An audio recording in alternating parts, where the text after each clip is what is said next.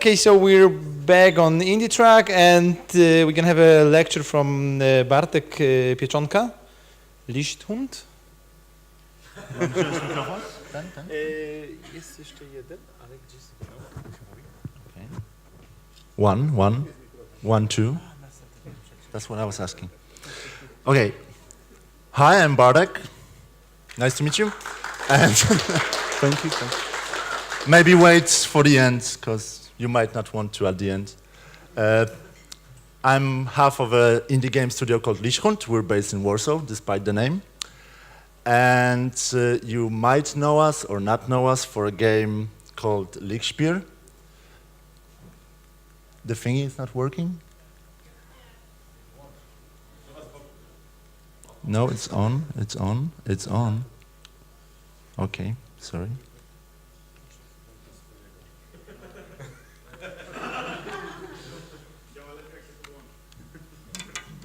Oh my goodness.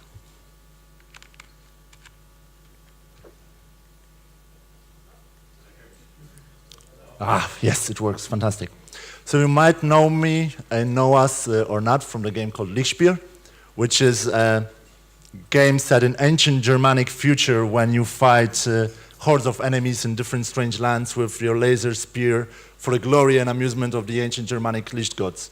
And it's depicted here in a GIF by Jacek Rotshaw from Zero Punctuation. That's basically what the game is about. You have a laser spear, you have enemies, and then the gods are happy because you do nice things for them. The game was our very first game. The very first game we ever made. It took us roughly 3 years. We released it on Steam, PS4, PlayStation Vita with a mobile version and an Xbox One version to follow soon. And the initial press reviews were positive. Most people liked it. Our Steam reviews were good. PS4 ratings are good. We got nominated to a bunch of nice awards, as you can see. Nice and pink, everything's cool. So everything should be wonderful, except we did not make a lot of money. And by not making a lot of money, I mean we didn't even break even. And because of that, this is going to be a talk about successfully failing. And there's going to be a lot of talk about failures and a lot of talking about success. So to start off, to clarify, we're going to talk about what is success. I'm just going to be talking about a very specific kind of success. I will not be talking about artistical success, about creative success. I will not be talking about critical acclaim or about making a cultural impact, because different people judge success differently. I also judge success differently. But for the purpose of this talk now, today, we're going to be talking about this kind of success.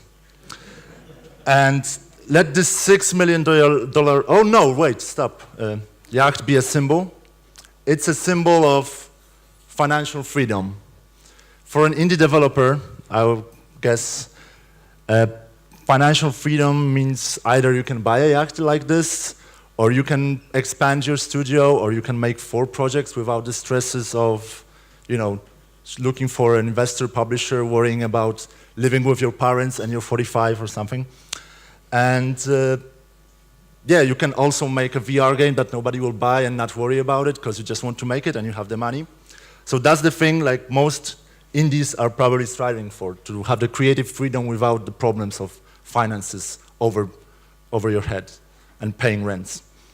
And to get to that point, if we're gonna, for the purpose of this talk, assume that Lichtspeer was a good game, so let's not talk about that, let's just focus. We have a good product, and we want to make a lot of money with that product, so we need to reach our clients, reach our players. We want people to know that this game is good, you want to play it, and you want to give me money for it. And there's a smart word for doing that, it's called marketing. And I'm going to be talking about how we failed in marketing, how we were successful in marketing, how it was different than you would expect probably at some points, how the realities versus expectations, how they clashed, and I will be showing you some real-life data and drama from making your own marketing when you're an indie. So to one step back again, we're going to go back to successfully failing, because how is that a thing, right? To explain exactly what I mean by this, I'm going to be talking more about an experience, because I believe as an independent developer, it's very important that the developer himself is an important element of the game and of the development process. And your character, how you approach things, how you make decisions, is integral in the product, because the team is usually small, the product is usually more independent. And that means that you're an important part of that. And that means that your character and your ability to make decisions, your ability to make choices, and how you view the market and how you view making games is important. And that's why failing is important. And it's not just about learning from other people's failures, because that's good, that's case study. But that's what marketing does all the time. You analyze a different company's mistakes, you look at the data, you analyze it. But this is more about getting punched in the face. You can read a lot of books about getting punched in the face, but when you get actually punched in the face, it's a kind of a different experience. And you learn, and you're a different person afterwards. And maybe the next time you can punch the guy back. So, or the girl. So I like to call this method the Goku paradigm. As you all are aware, Goku is a member of the Saiyan race. And the Saiyan race has this incredible ability that every time when they are fighting against incredible odds and are near death and they just lost the battle and they're probably gonna die, but somehow they pull through. They survive. They manage to go on, and when they get back to full health, they immediately get twice as powerful. And that's a fact. That's like, you check, Google it. It's a thing. And I think indie developers are the same. The more you get beat up, and the worse it gets for you, but you survive, you're gonna get stronger. Because you're going to learn from that, you're going to understand it, and you're not going to be afraid of failure, or at least not as much. Yeah, so enough chit-chat. Now we're going to go to the story of how we did it and how it looked. So the first question we had after some initial success with the early prototypes, getting second place in Digital Dragons Showcase 2015, thank you Digital Dragons, our first thought was a publisher. That's the logical step to get someone on board with money, experience, and the marketing know-how. So we did a lot of talks with small publishers, with big publishers. Some of them were, let's say, AAA class publishers for indies. Some of them liked our games, some of them said it's shitty. But in general, we did a lot of soul searching during that time. It took us a couple of months. It wasn't easy. We kind of thought about what we want to do with the game and decided to go on our own. So, and I will not tell you if that was a good choice or a bad choice, because I have no idea. But the mental process behind that was, we learned so much after a year of making Lichtspeer. And we wanted to learn more and have a broader spectrum of what we're learning. And because of that, we wanted to learn the publisher side of things. We wanted to do marketing on our own. We wanted to see how you go through greenlight. We wanted to see how you reach to press. We wanted to get those contacts. We wanted to go to people directly, so they know us, we know them, we have connections, we network with them. We wanted to learn as much as we can, and that was a huge risk. But I believe it really paid off. And yeah, and that started us on the path of doing our own marketing with the help of Tom, who's here, and he's wonderful, that's Tom, who had a bit more experience in failing than us. We started doing small steps. And the first place for most indies that you start with your marketing is Twitter. And well, my thoughts on Twitter are kind of ambivalent. We usually didn't get a huge retweets, likes on our feed. Probably like 100 something was okay. But we did have a couple of really high impression tweets. Sony was tweeting about us from their official channel a couple of times. We got a couple of big retweets from Sony Europe, from Sony US, from some YouTubers as well. And there was, I couldn't tell you if there's really any correlation between those tweets and sold copies, or people being more interested in the game, or just having a broader understanding of what the product is.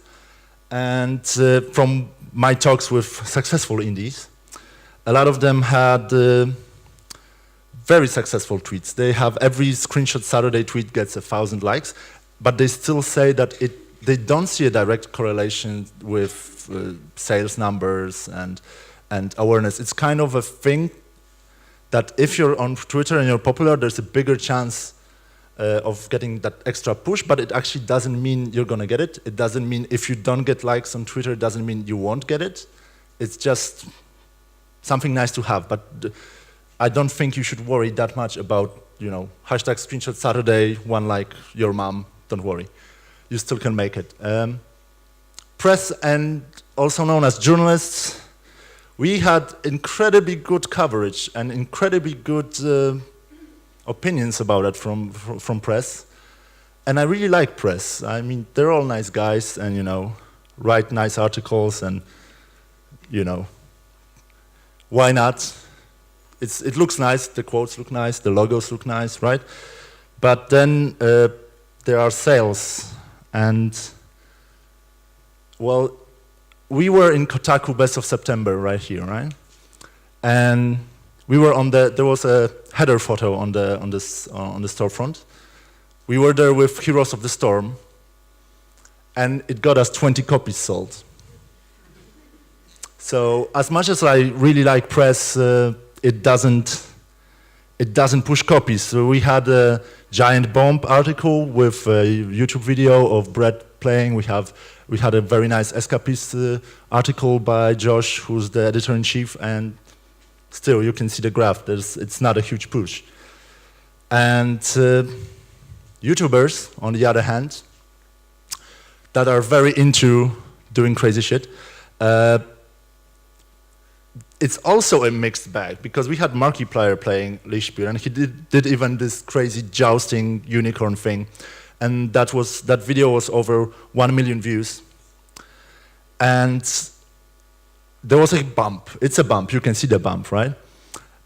He really pushed a lot of copies, but it wasn't 10,000. It wasn't 20,000, despite how many people saw the movie. It was a nice push. But it's not like, we weren't buying boats and cocaine all of a sudden, It was just it was a nice thing, but just one popular YouTuber won't do it for you. And on the other hand, we had Yahtzee from Zero Punctuation, who's also a quite influential YouTuber with not as many views. This was 500,000, right, views. So half of Markiplier's audience. And this looks nice, right? There's a little jump here, right? Although this is a lie, this is how you do graphs when you want to lie, because this is how it looks. This is Yahtzee, Zero Punctuation, and this is Markiplier. And Markiplier was 1 million, and Yahtzee was 500,000. So it should roughly be half the size, and it's not, as you can see from the pretty picture. So with YouTube, you never really know. You can't really be sure that a good video will push your sales, because more often than not, YouTubers think about their own $6 million yachts. They have their own audience. Their audience wants to see them do crazy shit. And with some exceptions, they usually don't do those clips, movies, let's plays for the developers to help them out. It's more about catering to their own audience. And I guess the best way is to aim for the YouTubers that actually play similar games to yours and have a community around them. But it's a case-by-case scenario, I guess. After that, Twitch, which is kind of a thing right now for a lot of indies. And Twitch was a kind of a disaster for us, actually, because our game was not Twitch friendly. And everybody who plays it, I mean, the levels, it's very linear, so the levels are the same, the enemies are usually the same. And, you know, it's funny, but then it's funny for a while watching someone play. It's a game about you have to play the game to enjoy it. It's not a good game to watch. And despite millions upon millions of emails and contacts with even big streamers and conversations with them, and we had the Dodger playing it as well, she's quite big, it didn't relate to sales at all. I mean, I couldn't even show you a graph that shows anything because there was no correlation, and Twitch just didn't work for us. And I think it didn't work for us because the game was not Twitch friendly, not streamer friendly in the sense that it didn't do anything for them. But I don't think you should make your game Twitch friendly just because you want to earn money, because first of all, never do that. Always do the game you want to do. And second of all, it's easy to overshoot or miss an opportunity or a spot. If you make a game that's for YouTubers or for streamers, and for some reason the trend won't catch, or they will be focused, another game will come out that everybody's playing at the moment, and they will just, you'll get lost. It's so easy to just be omised. And if Twitch won't work for you and you made a game around streaming, then you're dead, basically. It's gone. It's focusing too much on one thing. So that leads me to our biggest failure and at the same time biggest revelation, which was Steam. 80% of all activity on our store, Steam store, is organic from Steam. That means that 80% on everything we sold, well, not exactly, but 80% of people who go onto our store go on Steam, browse games, and go into, and decide to buy or not buy Lichtspeer, but check it out. Go into our page and look at it. And we had completely no idea about that. We didn't communicate it well, because we didn't have a good capsule image. Is the picture you see of a game on the storefront. And it was misleading. We just had a bunch of geometrical mountains with a pink German name, and people were like, I don't know. And it's really important. It's like a fundament you should build on, because if you have a good Steam presence, it's like the first step you should do. If you have a good Steam presence, you will always be pushing copies, because people will always organically go in. And with the magical, strange algorithms of Steam, the more you sell, the better visibility you get. So the snowball kind of starts spinning, and then you will have a bigger chance with YouTube, bigger chance with Twitch, etc., etc. So I know from me talking with a lot of my friends who are also indies that Steam, the store presence on Steam is often an afterthought. It's just like, okay, let's just throw a few screens and make a picture.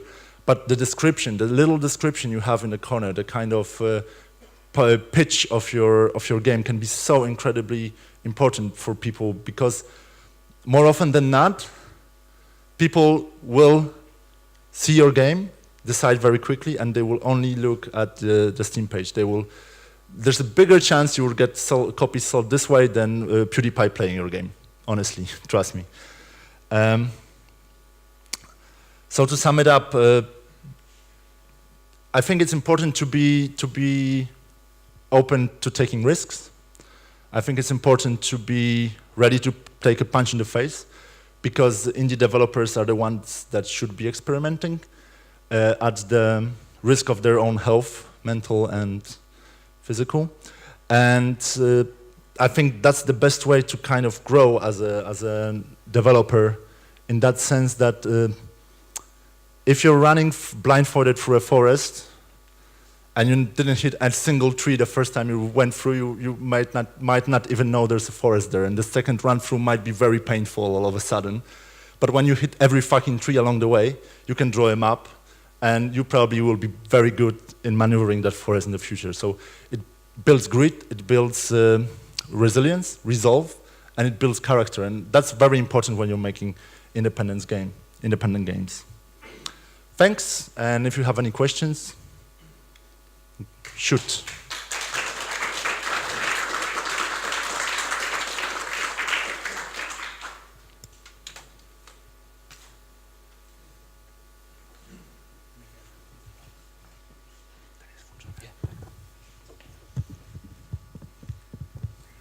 Firstly, thanks for very honest and interesting, informative presentation. I have a question about the sales chart you showed. I saw the last peak, the big peak around the New Year, January. Could you comment on that? What was the reason for this peak? Steam sales. Okay. All the last one was the Steam. Yeah, but most of the, except Markiplier's peak, the rest were Steam sales. Okay, thank you.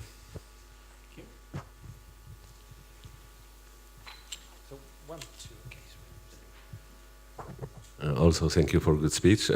Did you try to have some kind of free of charge demo version or something like that? We at the very beginning we had a web browser version, but yeah, it was just like the first 3 months, I guess, and after that, no, we didn't. So, other than the Steam store presence, is there anything like a one single item that you would do differently if you were to release the game today? A lot of them. Yes, I think, but like when it comes to marketing, yes, but a lot of it stems from also game design, the game itself. I think there's, with experience, there comes this thing that you're more aware of what's going to happen afterwards, after you release, so you plan your game differently. But when it comes to marketing, for sure, I would change a couple of things. I would change the maybe not push so much for press as we did, even though I think it's good that we had so much press because it helps, maybe not in sales, but it kind of builds prestige, and people think you're less random of a developer because you had some presence in press. But I think maybe shifting more time to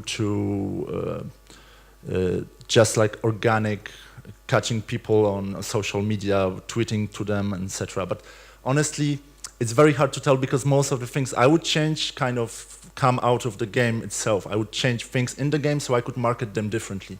But with what I had, I think the Steam thing was like the key to yeah, the rest we really, like Tom he didn't sleep for 5 months and just mail, so yeah. Thank you.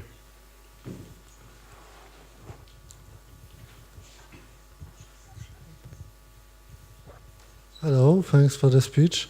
I would like to ask you, why did you go only with Steam? Why not GOG.com also, or Humble Bundle? We have a Humble Store presence. We don't have GOG presence because GOG didn't want us, because we were too casual. But I love people from GOG, you know that. I know, hi, yeah. That's true. See, I'm not lying. We have PS4 as well, PSN presence. We have a PS Vita version, so yeah, we diversified as much as we could in that regard. Okay, thanks. It was the same, I mean, Humble, the graphs basically are the same. And there will be more, Tom says. We're making a console version, but I can't talk about that console, and it's not Xbox One. And PS4. And it's new.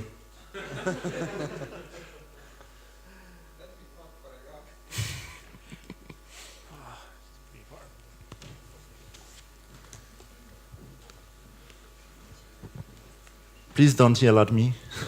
Hello. Yeah, thank you for the speech. For our case, it was very strange because the game we do review for every game we release, and the review was quite positive for Lichtspeer, but we thought that the game is basically looks mobile-ish for us, looks very simple, arcade, and this is not what we're searching basically. Yeah, I know. So I that know. was the I know. base to reject the game. I mean, when I was talking earlier about what would I change, I would really actually change the game in such a way that it doesn't immediately have this kind of arcadey mobile browser game feel to it, because that was a huge problem with marketing. The game was very, very close for GOG, but like big in-depth gameplay. We that still was love the- you, don't worry. You're gonna get the next game. Please send it.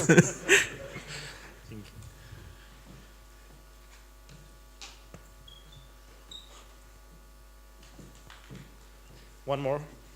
We still have a time.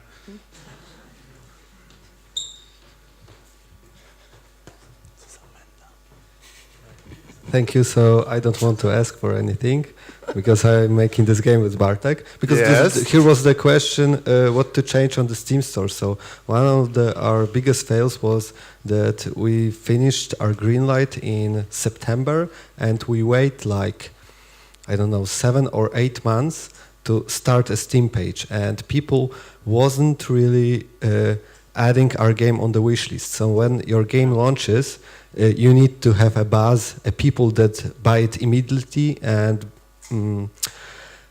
give you a reviews. And we've got like the Steam page only for 2 months. 2 months before the game was selling, so we could get like twice as big wish list before the game released. So it's really important to have this Steam page as long as it takes. Yeah, start it before you don't even have a game. You can already have a Steam page, honestly, because it's good to have it.